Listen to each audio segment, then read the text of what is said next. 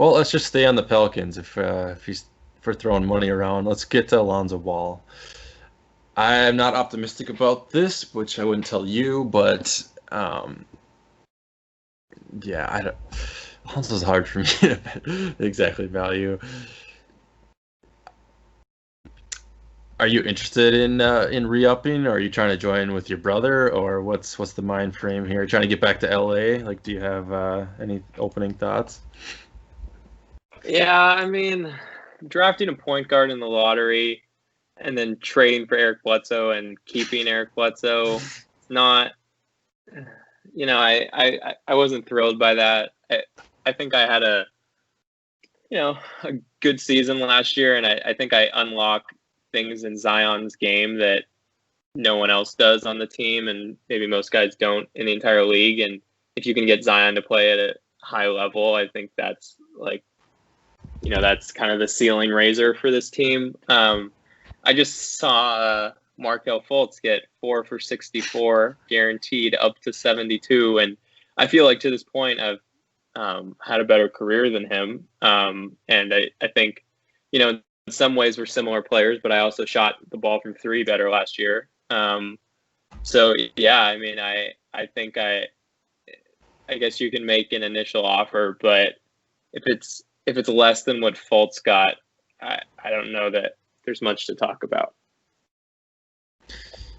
Yeah, I don't know that we do.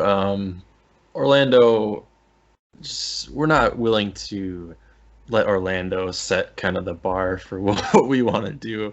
We understand that you think you're better than Fultz, which we probably agree with, but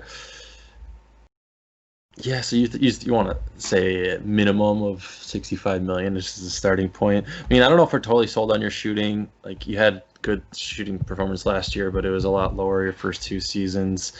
It's kind of weird that as a point guard, you're more of a transition game oriented versus pick and roll, breaking people down in the half court.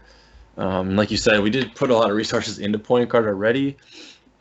So yeah, if the starting point has to be 65 plus million, I don't think we have a lot to discuss, to be honest. What would your offer be, just for sake of talking about it? The highest I have written down that our highest would be the 4 for 64. But even as I look at it here, I don't even know if I'm thrilled with it. And it sounds like that's like the bottom of where your interest would even begin. So I would say there's pretty much minimal to zero wiggle room.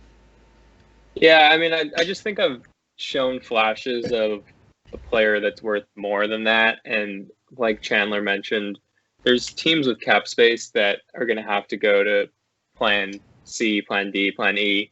And I might be one of those teams, or those players. So yeah, I mean, I think we should just let it play out. Yeah. There are a lot of good point guards in the league. There's really not a ton of teams that have a big gap there. But yeah, I mean, more power to you if you find a big offer. I mean, we're certainly willing to make an offer next summer. It's just I don't think we're quite in agreement on your exact value at the moment. Yeah. Stepping out of character a little bit. I kind of wanted to go hardball with Lonzo because I can't see him accepting some offer that doesn't look like super good, So like if I was on the ball and I got offered 4 for 64, yes, I would take it. But like, I just feel like with the whole brand, it's like it would have to be some huge offer for him to accept it. Didn't he sign with Clutch too, with Rich Paul as his agent? I think he may have. Yeah, I'm pretty sure he did. Like, he's definitely gonna play hard ball. I mean, look, David Griffin. I mean, I'm torn on him as an overall GM. I think he does a lot of things really well, but player evaluation is probably his biggest weakness. So that's going to be a really interesting. Maybe it's just at the center position he doesn't know how to evaluate, but I don't know. It's going to be really interesting to see how that goes. Yeah.